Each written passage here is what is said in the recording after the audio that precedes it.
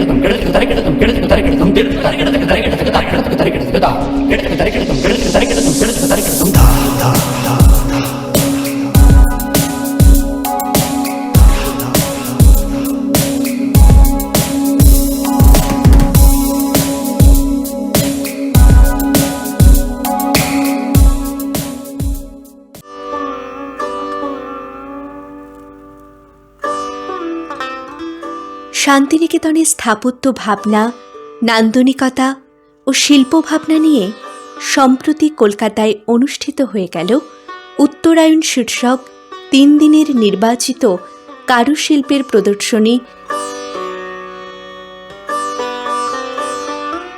নকশা প্রদর্শনী, বিশিষ্ট ব্যক্তিদের উপস্থিতিতে আলোচনা সভা ও সাংস্কৃতিক সন্ধ্যা। আয়োজক সংস্থা কারু।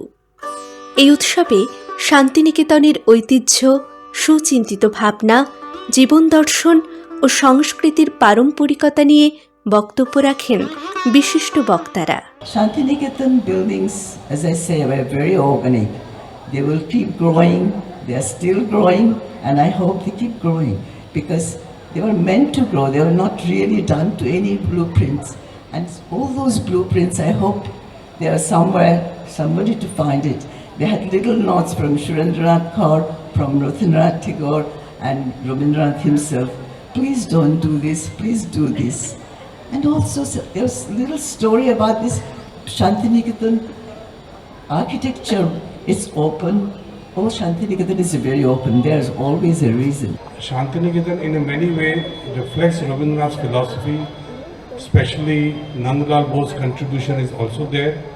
His deep understanding of nature. He was also part of the team of designing these things along with Rabindranath and Surendranath Kaur.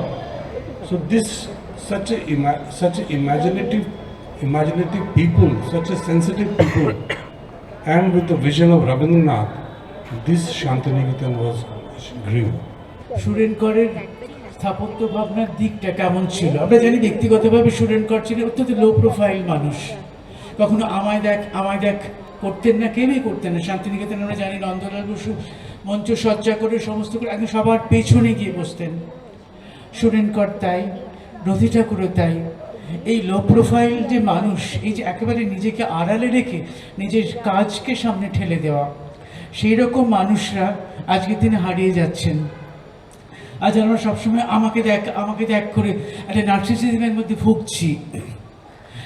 ছোট্ট কথা, শান্তিনিকেতনের বইয়ের মধ্যে যখন পুলিন বিহারী সেনের মতন মানুষেরা সম্পাদনা করেছেন, সম্পাদক পুলিন বিহারী সেন কখনো লেখা হতো না।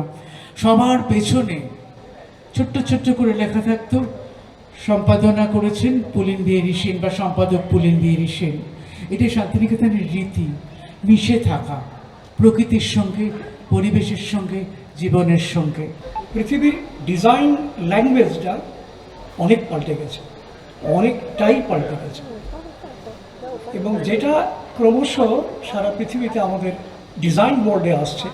ডিজাইন বলতে শুধুমাত্র আমরা যে সমস্ত ইঞ্জিনিয়ারিং করছি তা নয়, যিনি কাব্য পাঠ করছেন, যিনি অভিনয় করছেন, যিনি ছবি আঁকছেন, গড়ছেন, তারাও ডিজাইন, সবই ডিজাইন।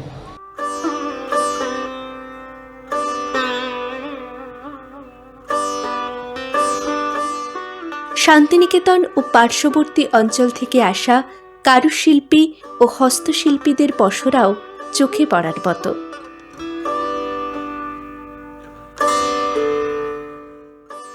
জেনে নেব তাদের অভিজ্ঞতার কথা। শান্তিনিকেতনের যে ট্রেডিশনাল কাঁথা সেই কাজ নিয়ে এসেছি এবং সেখানে দেখা যাচ্ছে শাড়ি, শাল, পাঞ্জাবি, কামিজ এরকম নানা রকম জিনিস এনেছি, সাড়াও পাচ্ছি, ভালো লাগছে। মূলত বাংলার এবং আমাদের অন্যান্য রাজ্যের যে মহিলা তাঁতিরা রয়েছেন তাদের কাজকে, তাদের শিল্পকর্মকে প্রমোট করা। যে মেয়েরা ধরুন শ্রমিক, প্রত্যন্ত অঞ্চলে থেকে কাজ করছেন, প্রান্তিক মেয়েরা, তাদের কাজ, তাদের কথাকে পৌঁছে দিতে চাই যারা শিল্পের অনুরাগী এবং এই আমাদের দেশীয় হাতে বোনা শিল্পের কদর করেন তাদের কাছে। এই অনুষ্ঠানের প্রধান দুই উদ্যোক্তা ঈশান পটনায়ক ও দীপাঞ্জন পাল তাঁদের সুচিন্তিত বক্তব্য তুলে ধরেন ক্যামেরা চলছে সামনে। কারু একটা multidisciplinary design house based in Calcutta, আর আমরা ট্রেডিশনাল ক্রাফটসম্যানশিপ কে ট্রান্সলেট করি for modern Indian spaces. Uttarayan আমাদের চেষ্টা to understand the old aesthetics of Santiniketan. আমরা 1 বছর ধরে ডিপ রিসার্চ আর গবেষণা আর পড়াশোনা করে শান্তিনিকেতনে ফাউন্ডিং মাস্টার্সদের ওল্ড এস্থেটিক্স স্টাডি করে একটা কালেকশন প্রিপেয়ার করেছি। কলকাতার নিউ টাউনে অবস্থিত একটি শিল্পের বিপণী কারু অত্যন্ত সাফল্যের সঙ্গে গত 8 বছর ধরে কলকাতায় কাজ করে চলেছে। এটি একটি ডিজাইন হাউস। কারু এই বছর হাত দিয়েছে শান্তিনিকেতনের নান্দনিকতা এবং স্থাপত্য ভাবনা এবং তার পুনর্নির্মাণ নিয়ে। ওদের কাজ উত্তরায়ণ শান্তিনিকেতন রিক্রাফটেড। কারু কাজ করছে মূল 3 স্তম্ভ নন্দলাল বসু, সুরেন্দ্রনাথ কর এবং রথীন্দ্রনাথ ঠাকুর, এদের চিন্তা এবং স্থাপত্য ভাবনা এবং তাদের কারুশৈলী নিয়ে।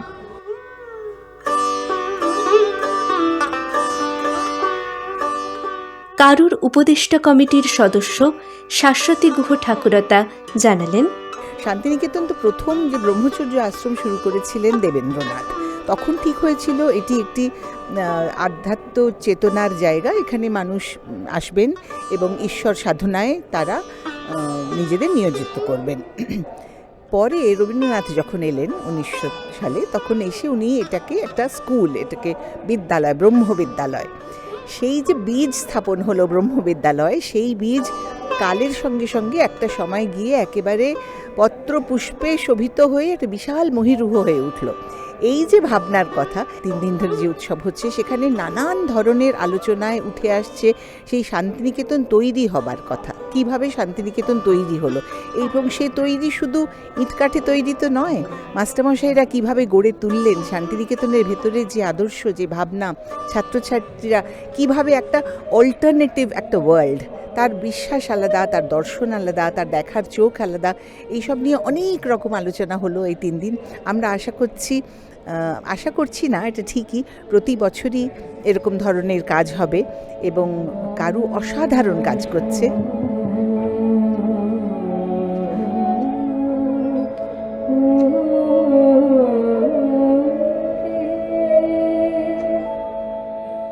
ঋতুরাজ বসন্তকে আহ্বানের উদ্দেশ্যে 1 ফাল্গুনকে স্মরণ করে অনুষ্ঠিত হয় রবীন্দ্রনাথ ঠাকুরের নৃত্যনাট্য বসন্ত।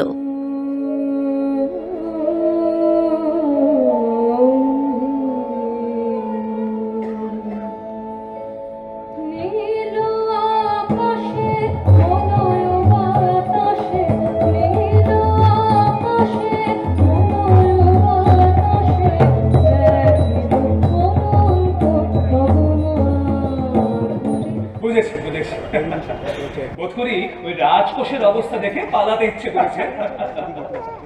পৃথিবীর রাজকোষ পূর্ণ করে দিয়ে তিনি পালান। কি দুঃখে? দুঃখে নয়, আনন্দে।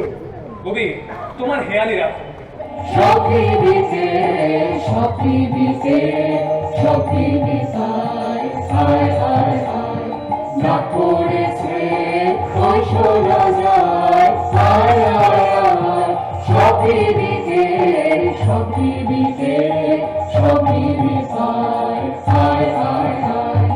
আসবে যে সেই স্বর্ণরাত্রি জাগবে তারারে তো ভাববে আসবে যে সেই স্বর্ণরাত্রি।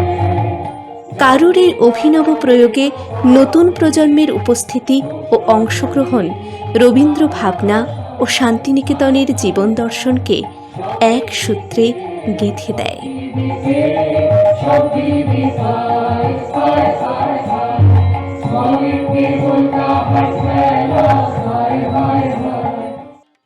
ক্যামেরা চলছে,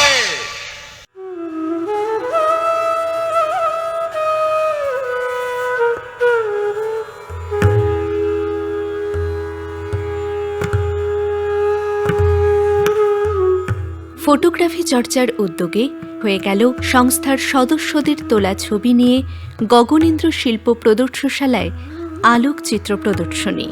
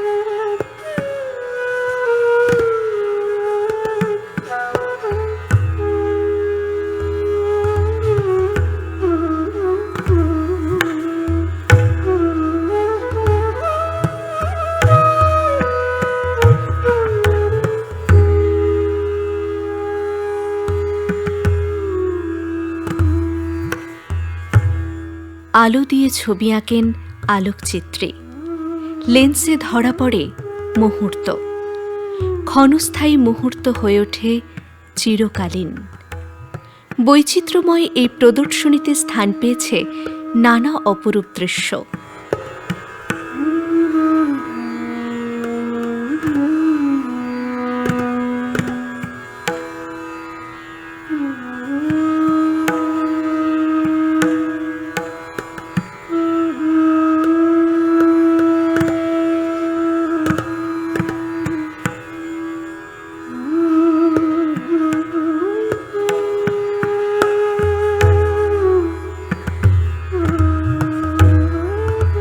ফটোগ্রাফি চর্চার সম্পাদক অরূপ সাধু জানালেন, ফটোগ্রাফি চর্চা অ্যাকচুয়াল আমাদের একটা বাংলা ভাষায় পত্রিকা আছে। এই পত্রিকাটা এবছর 35 বছর হতে চলেছে। এই পত্রিকাটার পাশাপাশি আমাদের একটা ক্লাব আছে, ফটোগ্রাফি চর্চা রিডার্স ক্লাব। এই ক্লাবের মূল উদ্দেশ্য হচ্ছে মেম্বারদের তোলা ছবি নিয়ে এক্সিবিশন, ভালো ছবি যাতে তারা করতে পারেন তার জন্য ওয়ার্কশপ, সেমিনার এগুলো আমরা আয়োজন করে থাকি। এই 35 বছরে প্রত্যেকটা বছরে আমরা 5টা থেকে 6টা এক্সিবিশনের আয়োজন করি। এই এক্সিবিশনগুলো মূলত আমাদের ফটোগ্রাফি চর্চা রিডার্স ক্লাবের মেম্বারদের তোলা ছবি নিয়েই হয়। আমাদের মেম্বাররা সারা ভারতবর্ষ জুড়ে রয়েছে, যেরকম দিল্লি থেকে, মুম্বাই থেকেও আমাদের মেম্বাররা এই এক্সিবিশনে ছবি দিয়েছেন। তো তারা দূর থেকে লক্ষ্য করছেন যে কত ভিজিটার্স আসছে, আমরা তাদেরকে ভিডিও করে পাঠাচ্ছি, তো তারাও খুব উৎসাহিত হচ্ছেন। আমাদের মূল উদ্দেশ্য হচ্ছে যে আলটিমেট ফটোগ্রাফির উন্নতির জন্য যে ধরনের ছবি করা উচিত আমরা সেই ধরনের ছবিকে এই এক্সিবিশনে রাখি, এবং এটা একটা গাইডেন্সও বলতে পারেন। আমাদের এই ছবি দেখিয়ে ছবির পর্যালোচনা করা। আজকে মোবাইলের দুনিয়ায় সত্যি কথা বলতে সকলেই ফটোগ্রাফার, কিন্তু সেই ফটোগ্রাফিটা বা সেই ছবিটা কতটা ছবি হয়ে উঠছে সেটাই হচ্ছে বিচার্য বিষয়। তাই আমরা চেষ্টা করি মানুষকে, সাধারণ মানুষ যারা পেশাগতভাবে ফটোগ্রাফির সঙ্গে যুক্ত নয়, শখে ফটোগ্রাফি করছেন, তাদেরকে আলটিমেট ভালো ছবি যাতে করতে পারে তার জন্য আমরা উৎসাহিত করি এই ধরনের এক্সিবিশনের মধ্যে দিয়ে।